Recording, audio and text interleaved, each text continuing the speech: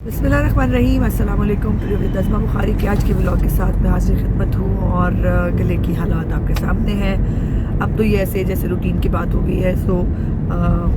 इस पे मैं माजरत करने के अलावा कुछ भी नहीं कर सकती। दूसरी माजरत मैंने करनी है कि 2 दिन का जो है वो छुट्टी आई बीच में, और वो ना चाहते हुए आई। मेरी बहुत कोशिश होती है कि ये एक ज़िम्मेदारी जो है इसको भी मैं टाइमली पूरा कर लूँ, लेकिन आपको पता है कि जो इलेक्शन डे है उसकी प्लानिंग, उसका जो पोलिंग एजेंट्स हैं उनका इंतखाब, फिर उनकी ट्रेनिंग, फिर पूरा मटीरियल जो है वो पहुंचाया जाना, ये एक लंबा प्रोसेस होता है। और इस लंबे प्रोसेस के अंदर आपको ख़ुद हर चीज़ के अंदर इन्वॉल्व होना पड़ता है। और मुझे आदत नहीं है, मैं अपने काम दूसरों पे नहीं छोड़ती,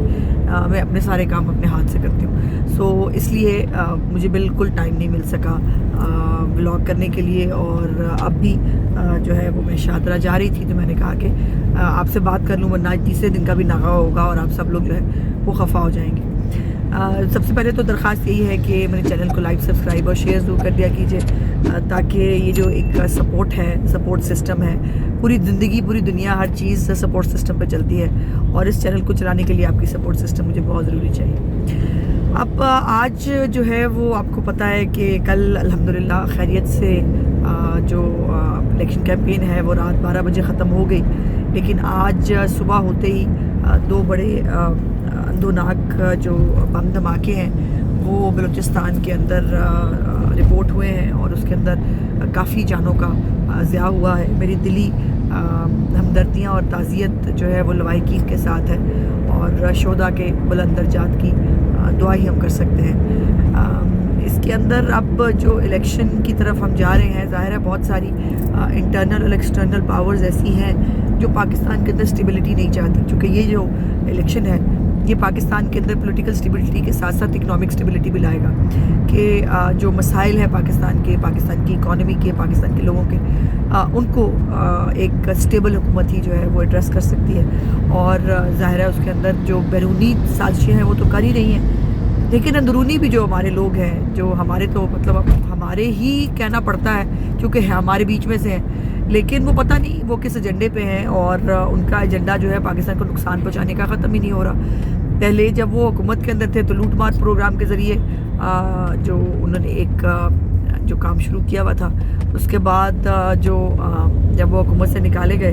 तो उसके बाद उन्होंने कहा कि अब मैं बदला लूँगा, और बदला उन्होंने पूरे पाकिस्तान से लिया साइफर के साथ खेल के।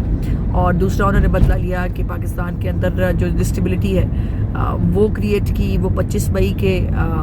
दंगे फसाद हो या 9 मई की जो बगावत की कोशिश थी वो हो, साथ में लॉन्ग मार्च थे, कुछ 70-80 के करीब जलसे जुलूस थे, और साथ साथ जो है वो पूरा एक नैरेटिव बनाया गया फ़ौज के इदारे के ख़िलाफ़,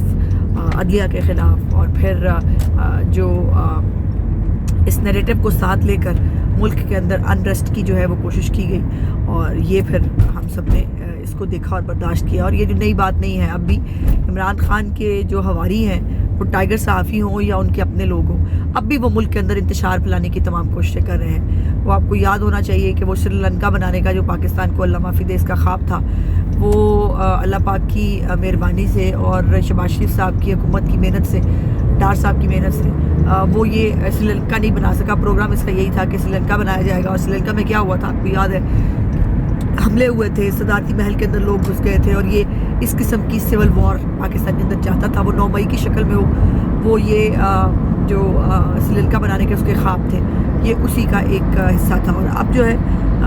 आपको याद होगा कि बहुत इनके जो लोग टीवी पे आने शुरू हुए, और टाइगर सहाफ़ी, उन्होंने अचानक से 1971 को याद करना बहुत शुरू कर दिया था, और मैंने उसको पॉइंट आउट किया, और मैंने कहा कि भाई क्या बात है, ये 1971 की बार बार बात क्यों करते हो? 1971 को बहुत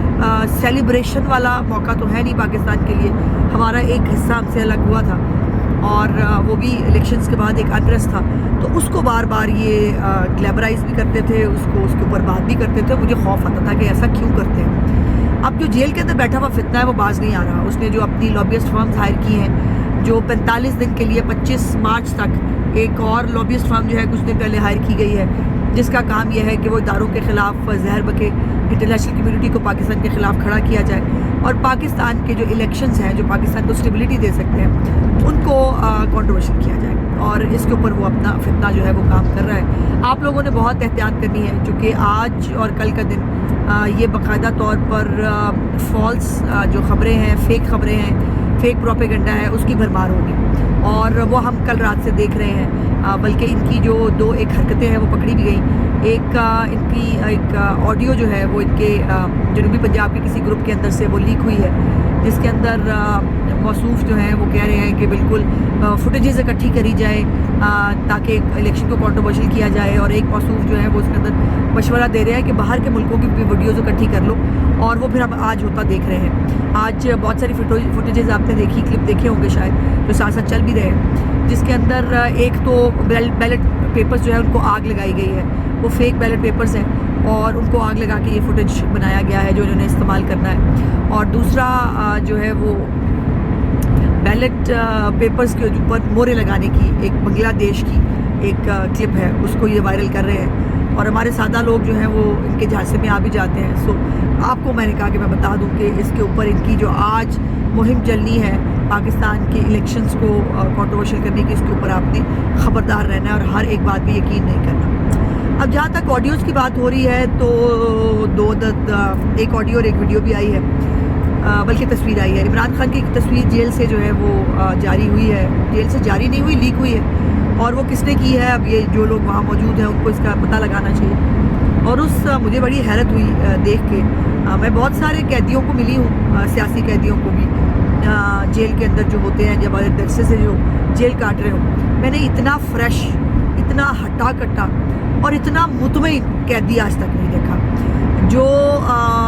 میں نے پہلے سوچا اسے تصویر دیکھ کے اس کو تو وزن بھی بڑھ گیا ہوا لگتا ہے، تو یہ اتنے مطلب حشاش بشاش اور بڑے تیار شیار، وہ آپ کو پتہ نا وہ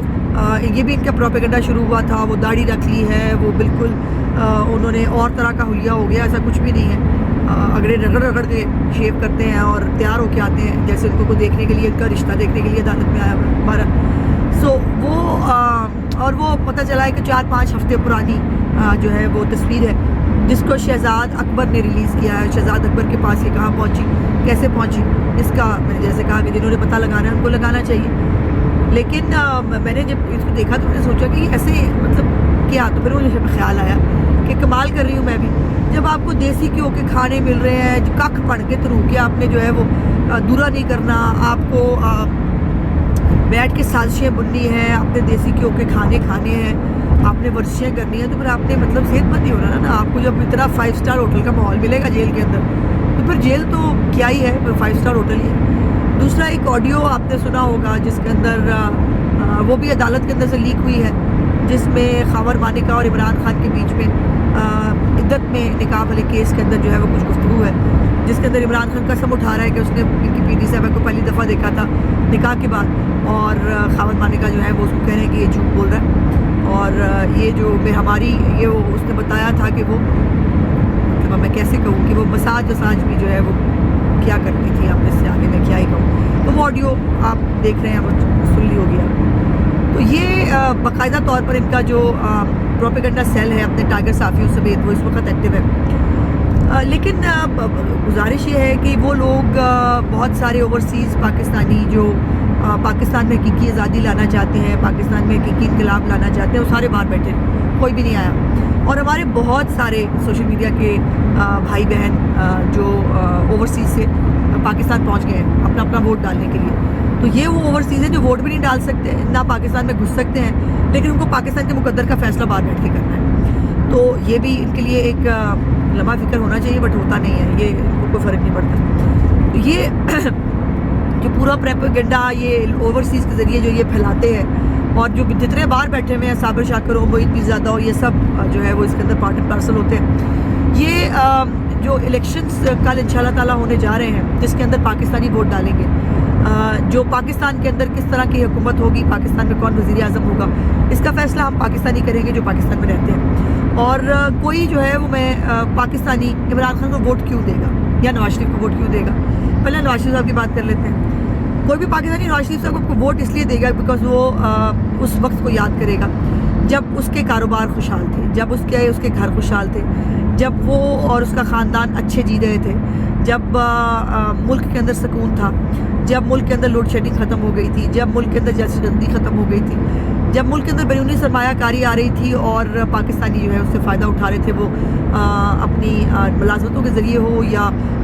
وہ کسی انویسٹمنٹ کے ذریعے ہو، وہ کسی بھی طرح سے وہ ایک سرکل کے اندر شامل تھے۔ اب کوئی عمران خان کو ووٹ کیوں ڈالے گا؟ اور اسی لیے میں سمجھتی ہوں کہ عمران خان اور اس کی پارٹی ڈپریشن کا شکار ہے، کہ ان کو پتہ ہے کہ ان کو پاکستانی ووٹ نہیں ڈالنا چاہتے، اور وہ بالکل درست ہے۔ پاکستانی کیوں ووٹ ڈالیں؟ وہ فتنہ فساد کرانے کے لیے پاکستان میں جو ہے وہ ان کو ووٹ ڈالیں، وہ ملک کے اندر دہشت گردی کرانے کے لیے، بغاوت کرانے کے لیے ووٹ ڈالیں، وہ اس ملک کے اندر کرونا فنڈ کھانے کے لیے ووٹ ڈالیں، وہ زکوٰۃ اور خیرات کھانے کے لیے جو ہے اس کو ووٹ ڈالیں۔ اور یہ وہ آدمی ہے جس نے 92 کا ورلڈ کپ جو ہے وہ جیت کر جو ہے اس پہ احسان کیا، بعد وہ یہ نہیں جیتا تھا، پاکستان کی ٹیم جیتی تھی، اور اس کو بھی اس نے اپنے سیاسی فائدے کے لیے استعمال کیا۔ شوکت خانم کے نام پہ ہسپتال بنایا اپنی والدہ صاحبہ کے نام پہ، اور اس کو منی لانڈرنگ کا اڈا بنا لیا، وہاں سے زکوٰۃ اور خیرات حاصل کر کے اس کو سیاست کے لیے اور منی لانڈرنگ کے لیے اور انویسٹمنٹ کے لیے جو ہے وہ استعمال کیا جاتا تھا۔ اب تو یہ تمام حقائق جو ہیں وہ سامنے بھی آ چکے ہیں۔ سو یہ ایک بہت بڑا فرق ہے کہ پاکستانی جو ہے انہوں نے اپنے مقدر کا فیصلہ کل انشاءاللہ تعالیٰ کرنا ہے، اور ہر محب وطن پاکستانی پاکستان میں امن اور سکون دیکھنا چاہتا ہے، خوشحالی دیکھنا چاہتا ہے، اور جو پاکستان کے اندر امن اور خوشحالی اور سکون دیکھنا چاہتا ہے اس کو شیر پہ مہر لگانی چاہیے، اور یہ نعرہ بھی لگانا چاہیے کہ ملک کو نواز دو، ملک کو نواز دو سیاسی استحکام سے، ملک کو نواز دو خوشحالی سے، ملک کو نواز دو صحت اور تعلیم کی سہولیات سے، ملک کو نواز دو بیرونی سرمایہ کاری سے، ملک کو نواز دو رواداری سے۔ اور کل مریم نواز شریف صاحبہ کا بھی آپ نے ایک انٹرویو دیکھا، اس انٹرویو کے اندر وہ بڑے